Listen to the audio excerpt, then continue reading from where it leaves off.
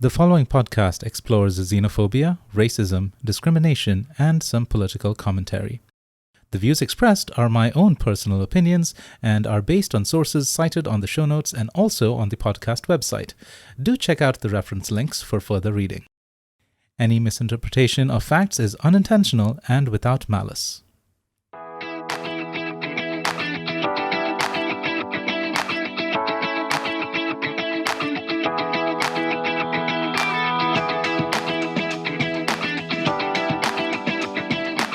Hello and welcome to yet another awesome episode of Living It Up in Lion City, a podcast about life in Singapore where we talk about what's happening on this little red dot we call home. This episode is the much-awaited part 2 of the series Understanding Xenophobia in Singapore, where I'll be covering the nature and extent of the resentment locals have towards foreigners in Singapore. It has been a long time coming, and the coronavirus situation has made things a little more interesting, shall we say, when it comes to conversations around xenophobia. Firstly, I want to thank all of you who listened to the first part of this podcast series and who have given me amazing feedback. I'm really glad you enjoyed it, and I really appreciate the suggestions some of you made. Before I go ahead, I want to re-emphasize what this episode is about. It's about understanding the reasons behind the discomfort over foreigners. In a country that is consistently labeled as multicultural, racially harmonious, and welcoming, a lot of foreigners find it jarring to see the local manifestations of xenophobia once they arrive here, which doesn't get talked about as much. For my foreigner friends listening to this podcast, I hope this episode will give you some clues to why there's a discomfort over foreigners. If you wondered why a lot of expat FB groups are set to private and invite only, or why people here rely on cultural stereotypes like a crutch, you might find some answers here. For my Singaporean friends who are listening to this podcast, please understand that this isn't meant to be some holier-than-thou critique of Singaporean society. I have had the pleasure of being friends with amazing Singaporeans who have made me feel welcome and included, and my experiences have been mostly positive. But I know way too many people who have felt otherwise. As I mentioned earlier, I know that Singaporeans are not xenophobic for the most part, but xenophobia is normalized in Singaporean society, which can be seen in regular conversations. Just look at how normal it is to talk shit about people from mainland China. The normalization is also seen in the way social decisions are made here. Rental discrimination is a prime example of this. I hope I'm being fair in portraying the situation on the ground. Please let me know if you feel otherwise. If you haven't listened to the first episode in the series yet, please do, because we will be referring to it a lot in this current one. It's titled Understanding Xenophobia in Singapore Part 1, The History of Immigration and the Events that Built Up the Anti-Foreigner Narrative. I cover some historical context, and I urge you to listen to that episode before continuing with this one. Alright, those of you who have listened to the last episode, let's move on to Part 2. Enjoy the episode, folks.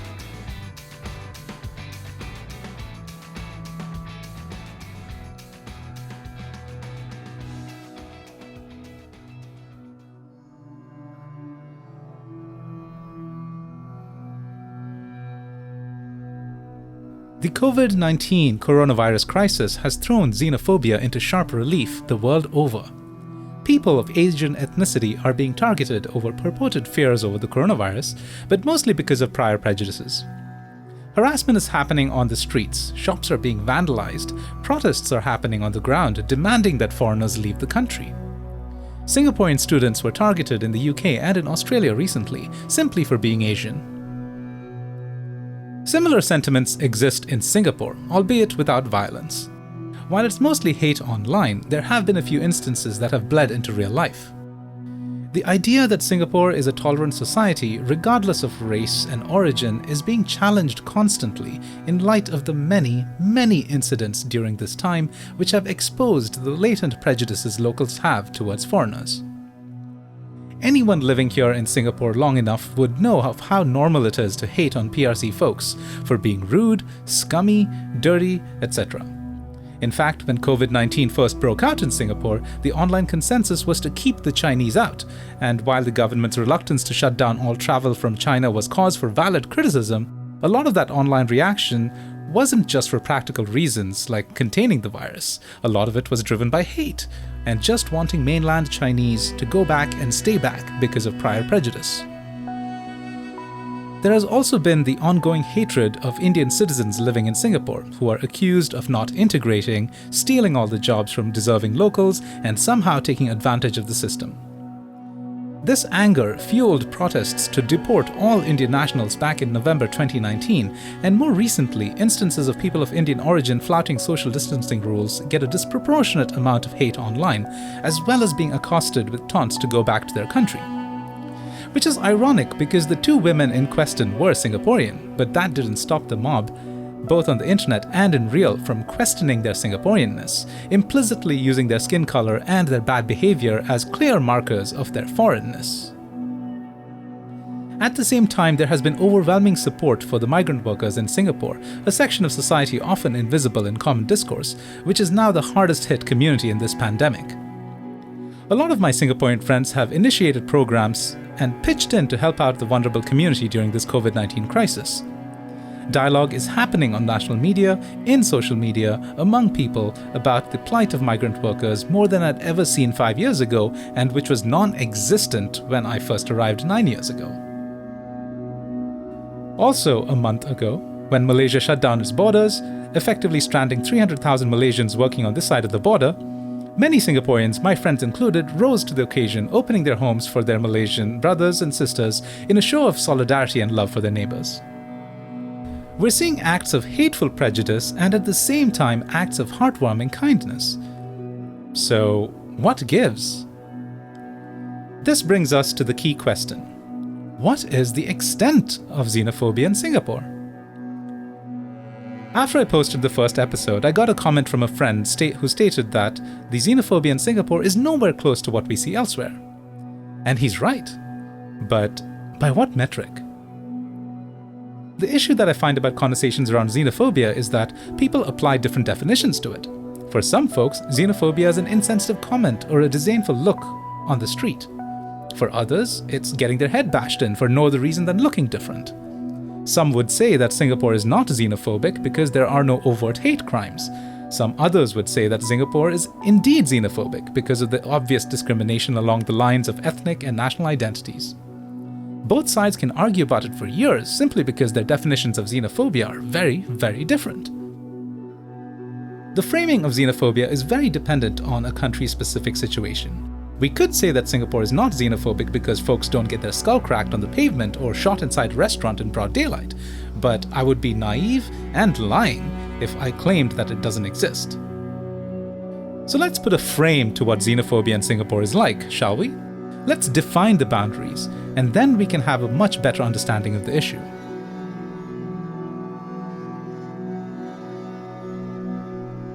I believe we can define the boundaries of the Singaporean flavor of xenophobia with a few questions like, number 1, does the xenophobia in Singapore result in physical harm or violence? The answer is a resounding no. But does xenophobia in Singapore result in harassment and cyberbullying? It's a resounding yes. Are Singaporeans overtly xenophobic? For the most part, no. But does Singaporean society normalize xenophobia? For the most part, yes. Should you expect to deal with local prejudice in your daily life? Of course not. But should you expect local prejudice to affect your quality of life in some major aspects like finding a place to rent? Of course, yes. So how exactly do we categorize the Singaporean flavor of xenophobia? I would say that in real life, there's no fear of injury. But there's a lot of latent prejudice simmering under the surface, which is reserved for certain groups. Some groups can live their lives in Singapore seeing nothing but warm, welcoming faces, while other communities are greeted with suspicion, derision, and frequently anger. I would also say that there is a pervasive sense of discomfort over the number of foreigners in general, which is perceived as a threat to the Singaporean way of life. For context, non-Singaporeans comprise 40% of the entire population, which makes Singapore number 22 on the list of countries with a high foreigner-to-local ratio. In the online space, the discomfort translates to full-blown hate, along the same social prejudices, exacerbated by a political climate where the authorities are viewed as partial to foreigners while being uncaring of local sentiment. This isn't the effect of a vocal minority. The trend is institutionally recognized. A few months ago, I participated in a workshop by a social enterprise tied with the Ministry of Culture, Communication and Youth to understand the issues of integration, or rather the lack of it, between Singaporeans and foreigners. The stories I heard from the foreigners present were insightful and points to a much larger issue than a lot of people believe. I also sounded out my friends, both in surveys and in long conversations over the last couple of months, asking about their takes on local xenophobia and the general Singaporean-foreigner divide. Some interesting trends emerge.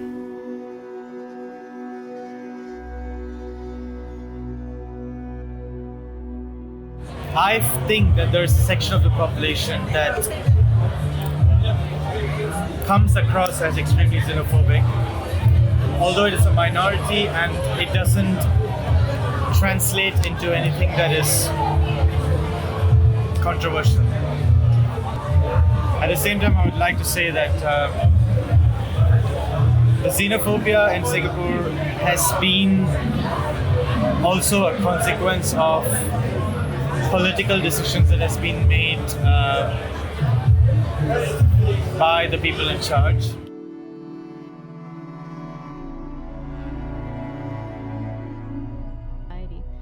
This reminded me of a story a friend of mine shared not too long ago, and then she's left Singapore now. She's a Taiwanese Canadian, so it's Canadian by nationality, but Taiwanese by ethnicity. She lived in Singapore for about 3 years or so. And one day a good friend of hers from the Americas came to visit her, and they took the MRT from one station to another station. So within that short period of time, she was speaking Chinese to her American friend because they both lived in China before. An elderly lady standing next to them started scolding them and say, you should go back to China. You should go back to where you come from. You shouldn't be here. And even though she was Taiwanese and clearly her accent isn't, mainland China accent, she was just stunned and flabbergasted that even though she looks like a local, she's still being treated that way.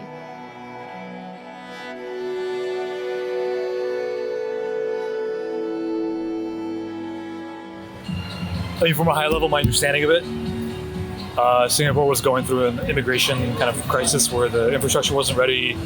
People were freaking out about the number of immigrants at that time. And I feel like I got the brunt of that when I was living here. I think now this is 8 years later, and largely a lot of the let's say kind of maybe the fear associated with that has dissipated, so it's no longer a factor.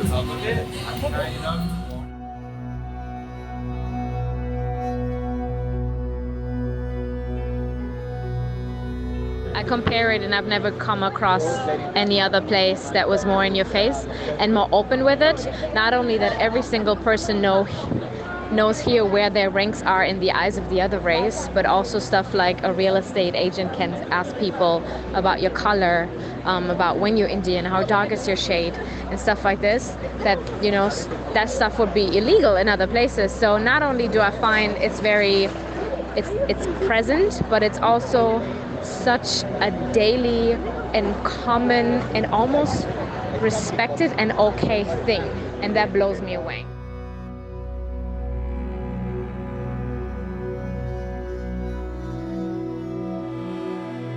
After having taken all of these into account, I've identified 5 major reasons why there is a discomfort over foreigners in Singapore.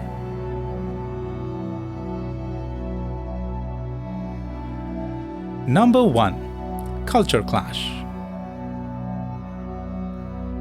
This is the most obvious aspect of the local discomfort. In the first episode of the series, I talked about how immigration in Singapore ramped up from the 1980s and how locals have grumbled about the increasing presence of foreigners from the 1990s itself. This is a complaint as old as time. People fear displacement. People fear change. People fear people who don't look like them or behave like them or look for ways to categorize the new group as an other. But there's also the immediate cultural conflicts that come with people from different walks of life sharing the island, which have made locals uncomfortable. The everyday frictions around cultural misunderstandings have been taking the spotlight with increasing frequency, and local Singaporeans feel like they're often out of depth in trying to deal with these situations. Things get complicated when this happens way too often, and it has. The willingness of foreigners to integrate is inversely proportional to how many there are. With a population of 1.7 foreigners that comprise 40% of the total of the island, the need to integrate becomes optional, even unnecessary. Most foreigners do integrate, don't get me wrong, but the number of foreigners who prefer cloistered bubbles are on the rise, and admittedly, Singapore is a conducive environment for such bubbles. Over the decades of a growing foreigner population, locals experience apprehension and a deep discomfort with the continual microaggressions around interactions with foreigners and also the growing divide between the social bubbles. Empathy has fallen through the rifts. Quarrels with foreigners, frustrations with miscommunication at work owing to cultural differences, and a general difficulty in reaching out and empathizing with other groups and communities, all of these have brought about confusion, resentment, and anger among Singaporeans. Foreigners, from particular communities especially, are seen as difficult to deal with and unwilling to integrate. The perceived lack of integration has become a key gripe among Singaporeans, who feel that a lot of foreigners are not doing enough to understand local norms or even be part of local society. Unfortunate incidents like the Little India riots in 2013 cemented the notion that certain communities are simply culturally incompatible with Singaporean sensibilities, even while the underlying reasons were more than just cultural. These have gradually built up narratives around different kinds of people, and this brings us to the next point, which is number 2, cultural stereotyping and normalized discrimination. Singapore is a cosmopolitan city where people from all over the world live and work. Being a cosmopolitan society where there's a fair bit of intermixing among different communities, cultural stereotyping becomes an everyday aspect of life. There's the initial appraisal of who you are based on stereotypes around your origins, and that's unsurprising, but personally, I find these stereotypes to persist longer than usual here. Is it a problem? It's a little complicated because stereotyping is something we all do. It's a shorthand for understanding patterns and acting upon them. I find that Singaporeans are very comfortable with stereotyping based on nationality and race because it has worked for them for decades. The understanding is that most people are products of their cultural upbringing and the people around them, and nothing more. I feel like a lot of folks here don't account for the mobility a person has in defining who he or she is. I could be wrong, but people here are more comfortable defining you by superficial attributes instead of you as a person. Now, normally, I'm not against stereotyping. Like I said, it's something we all do. But there's something to be said about making informed decisions, and when you make a decision around stereotypes, there's a certain responsibility to validate it first.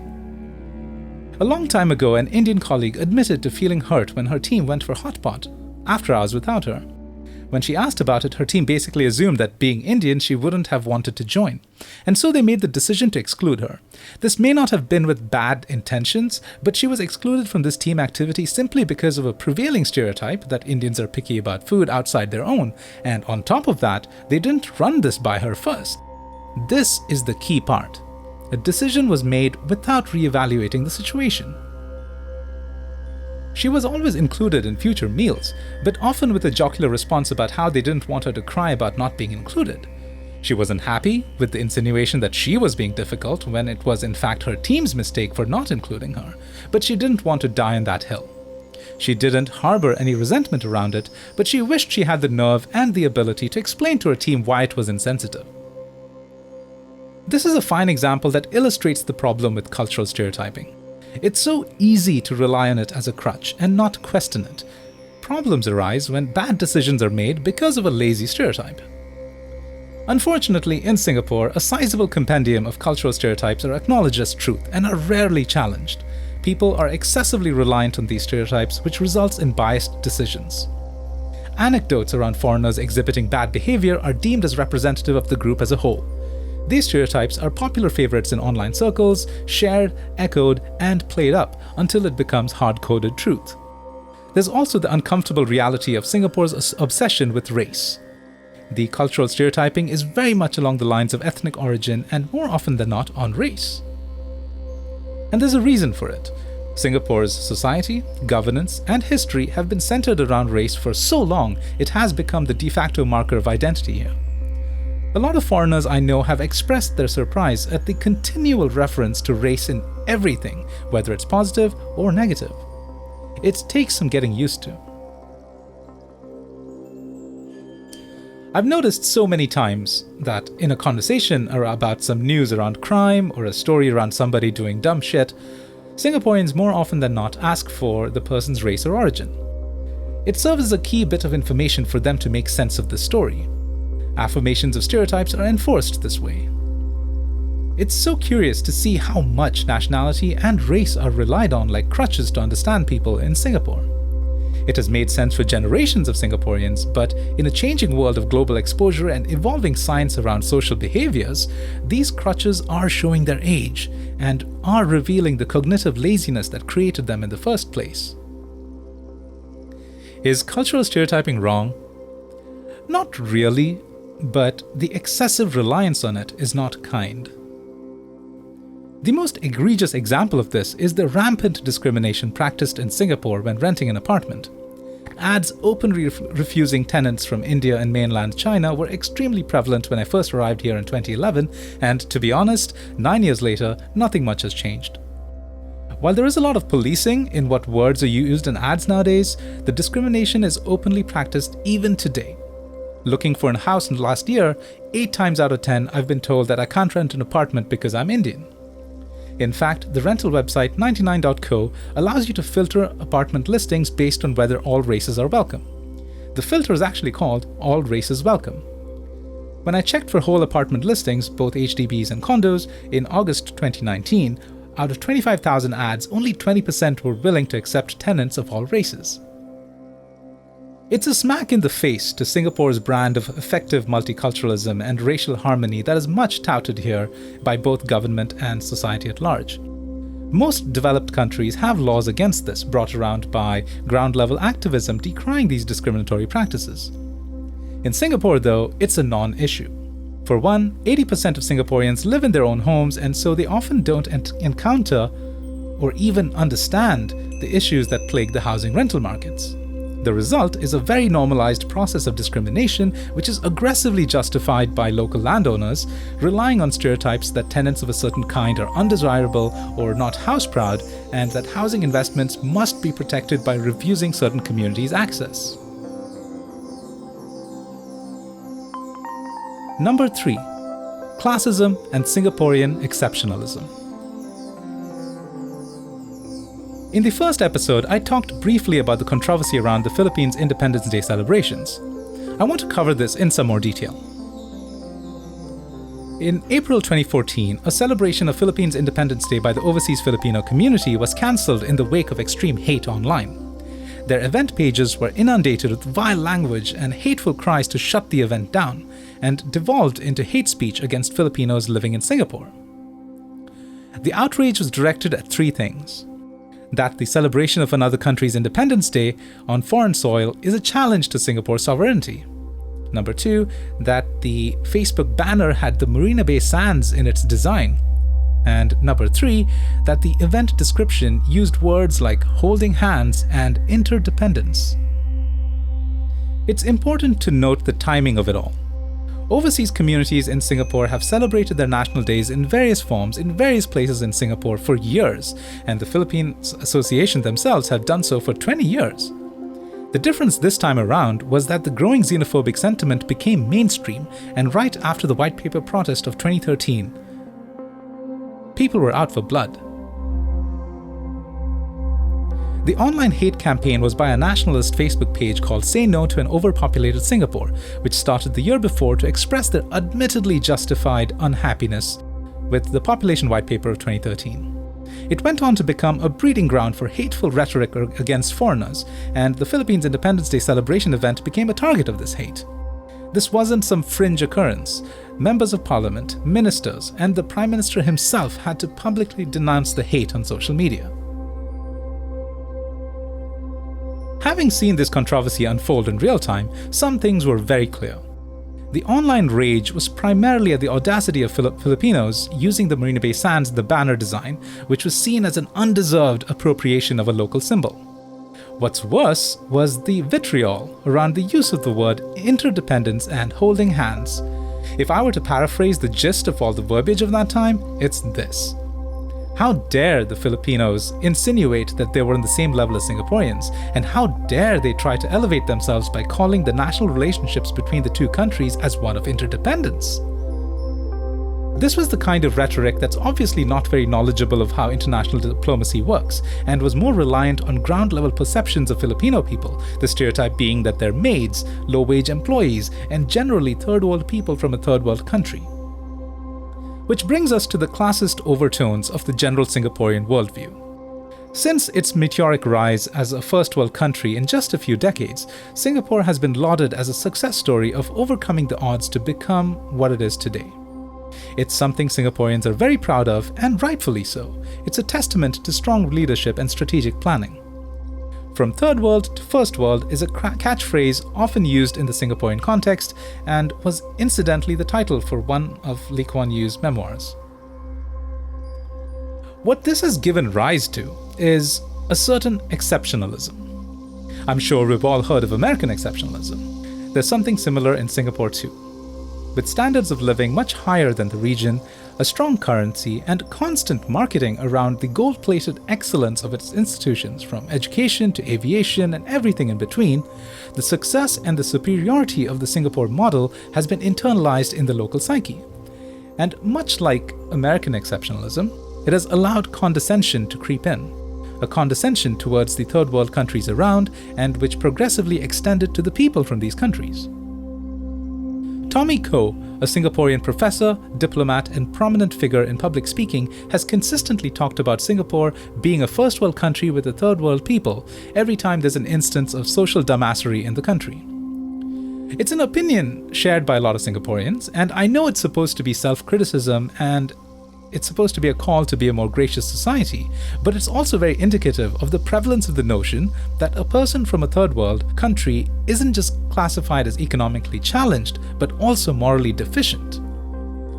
I'm painting this picture for context because over the last 2 decades, there has been a rapid increase of a skilled professional class from growing economies like the Philippines, India, and Vietnam. Their growing presence across the region, Singapore included, has signaled a shift in the more traditional stereotypes around these people. It's a shift many locals weren't comfortable with, as it posed a direct challenge to the exceptionalist ideals they grew up with. Highly paid foreigners from developing countries have consistently been doubted on their credentials, their abilities, and their motives, spawning from a widely shared belief that foreigners from third world countries are unfairly getting the highly paid jobs when Singaporean education and skills are clearly superior. Admittedly, the dynamics are more complex than that, involving a few high-profile incidents of fake credentials, the overall depression of wages because of the influx of foreigners, scummy hiring practices, and the capitalist machinery that determines a lot of the rules in this country. I bring up exceptionalism because it kind of explains why sections of society like the migrant workers and domestic maids are deemed as essential despite the reigning belief that foreigners are universally bad for Singapore. There is some credence to the idea that the presence of foreigners is tolerated as long as they stay within their lane, so to speak, providing for essential services, driving the cogs of the economic machine, and staying out of regular Singaporean discourse. But the growing class of skilled professionals since the 1990s were a conspicuous intrusion into the rat race, jostling for a stake in the same aspirational goals Singaporeans are pursuing. Local conversations of the lifestyles of expats from developed countries were tinged with streaks of envy over how they were getting preferential treatment, while those of expats from developing countries had undertones of contempt.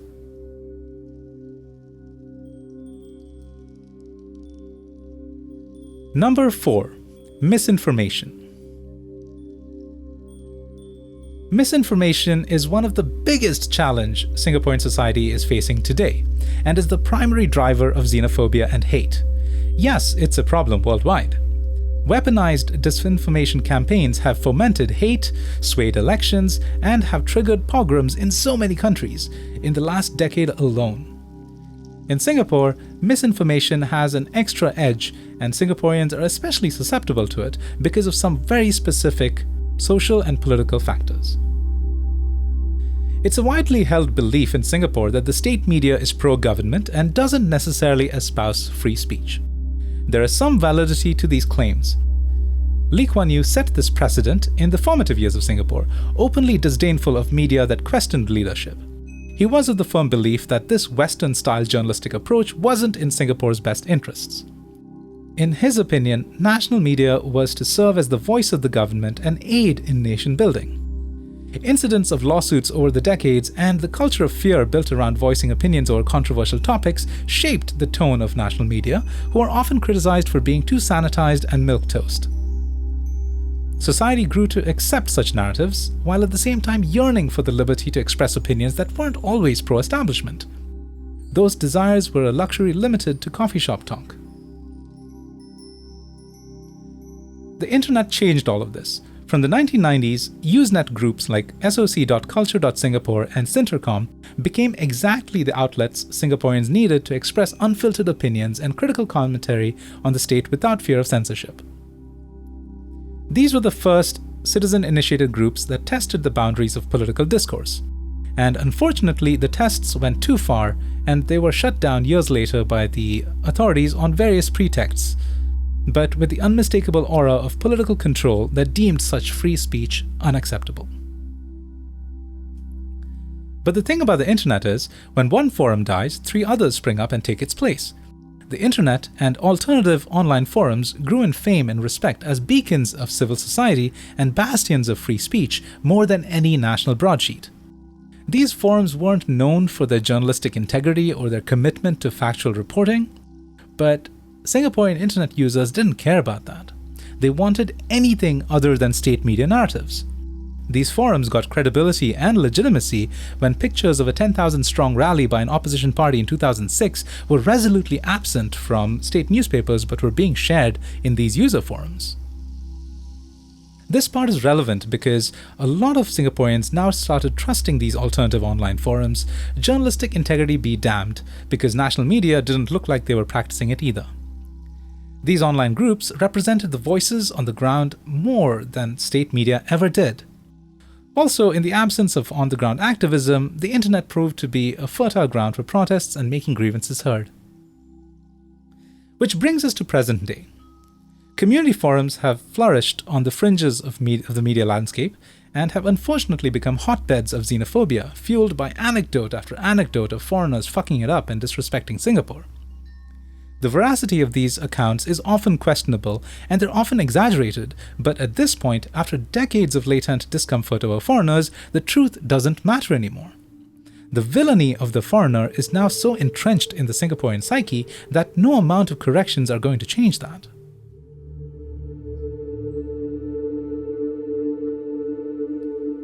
Misinformation around the number of foreigners has also muddied the waters.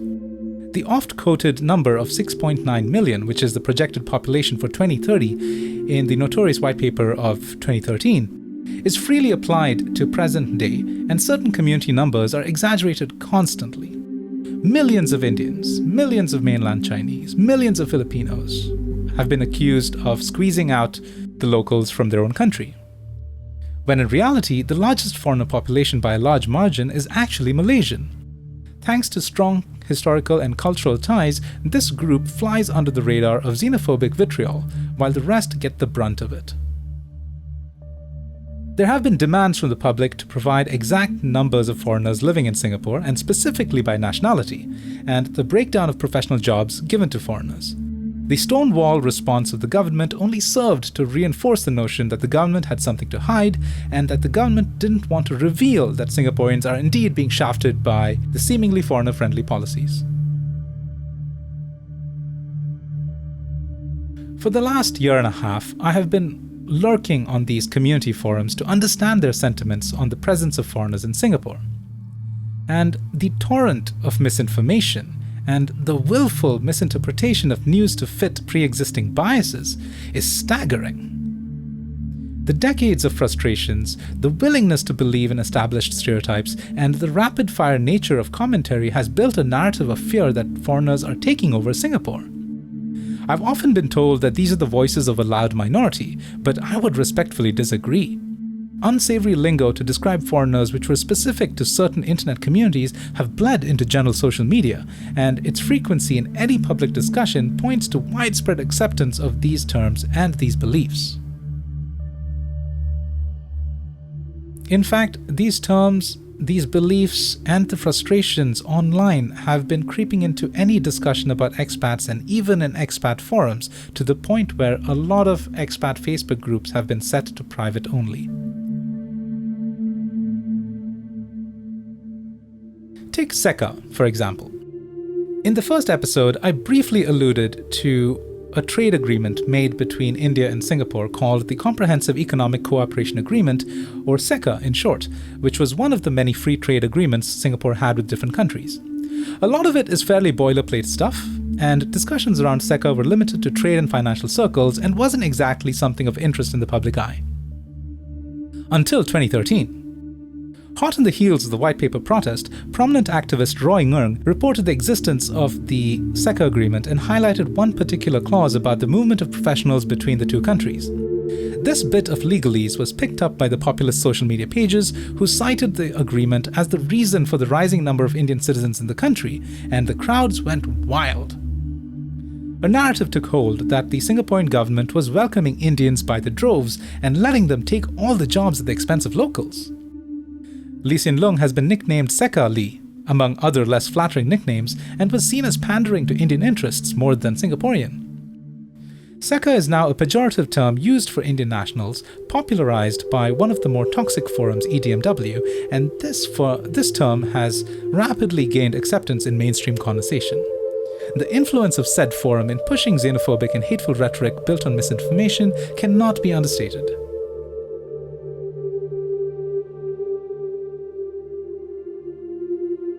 Number 5.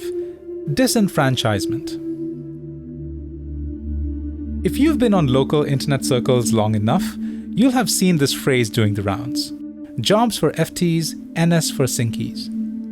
It's an allusion to something that a lot of Singaporeans feel, that locals are at a disadvantage over foreigners, that being a foreigner in Singapore is a blessing while being a citizen is a burden. To explain this, we need to go back a few decades. In the first episode, I talked about the foreign talent policy starting from the 1980s to bring in skilled expats, the foreign sports talent scheme to bring in skilled athletes, and the global schoolhouse policies to bring in foreign students. The grand vision was to grow Singapore as a hub of excellence in industry, sport, and education. The folks brought in this way were called foreign talent. Back then, there was the implication that foreigners brought in were talent, aka they were here to bring value to the table and further Singapore's goals. Since the 1990s, Singaporeans have highlighted anecdotes of foreigners not doing their part, so to speak. Complaints surfaced when a local student wrote into the Straits Times saying that his foreign peers were being given scholarships when he felt he weren't serving. The public played up the third world origins of the foreign students, asking why Singaporean students were being shafted. Also around this time, complaints about importing sports talent from elsewhere featured on the letters to Straits Times, asking why Singaporeans should feel proud about the country's sports achievements when the government was buying talent rather than honing talent locally. In the first episode of this podcast series, I covered some of the popular outrage around how some students were seen breaking scholarship bans, and how one sports person said she didn't feel Singaporean and that she always felt Chinese. These incidents added to the growing resentment that the foreign talent were breaking the social contracts that brought them here, that they weren't invested in Singapore's growth and prosperity, that they would jump ship as soon as better opportunities presented themselves, and therefore were undeserving of the government's assistance. This gave rise to the notion that foreigners were using Singapore as a stepping stone, a so-called halfway point for foreigners from developing countries to establish themselves financially and obtain passports, which would then allow them to migrate to other developed countries. The belief that foreigners are only here to take advantage of Singapore became so entrenched that a survey in 2018 found that more than 50% of young Singaporeans believed that foreigners were using the country as a stepping stone. Instances of arrogant foreigners have been propped up in online forums and social media to reinforce the idea that foreigners just don't care for Singapore, and that the government is making a mistake bringing them in. The term foreign talent has taken on a more negative connotation, highlighting the irony of calling these foreigners talent. The acronym FT got a more colorful interpretation, foreign trash, and is being used liberally on the internet now. The fact is, Singaporeans feel disenfranchised. They feel betrayed. social mobility has slowed down since the 1980s, and the quality of life that was easily attainable in previous generations is not so attainable now. HDB prices have skyrocketed, income inequality is rising, and all of this is happening in the background of the government constantly messaging that they want to be a global city and that foreigners are important to growing the economy and that they are the key to sustained growth and prosperity. For a lot of Singaporeans who are struggling in the system, the optics aren't good. Foreigners are seemingly welcomed in with a red carpet and are seen as living lives of affluence, while locals are struggling to deal with housing costs and overbearing government paternalism around various social policies. Most locals feel that the level of granular control the government exercises in Singaporean lives isn't applied to foreigners. Citizens are burdened with national service and mandated to part with 20% of their income to CPF, while at the same time they see foreigners being able to join the workforce earlier, accrue experience faster, get paid higher, and also keep the 20% of their income. Foreigners are supposedly enjoying freedoms that Singaporeans feel they don't have. I've been told a number of times that I apparently have it good in Singapore because I don't pay for CPF and that I don't pay taxes as a foreigner. Yes, I do pay taxes as a foreigner, folks. I feel a significant number of people think that foreigners are freeloading and not giving back as compared to what they're getting from Singapore.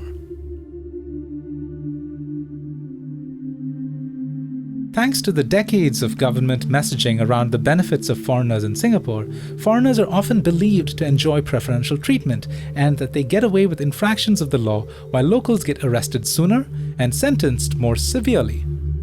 Recent incidents have shown that a large chunk of the local population sincerely believes that the law is being applied differently between locals and foreigners in favor of the latter. The phrase NS for Sinkies, jobs for FTs makes more sense now. Singaporeans are bemoaning their loss of agency, that they have to sacrifice so much when the outsiders don't. They feel betrayed that the authorities are not looking out for them. They feel frustrated that the ruling government cares more about economic progress than social welfare. And they feel angry, very, very angry, that the affluent foreigners aren't sharing the burdens of living life in Singapore as Singaporeans do.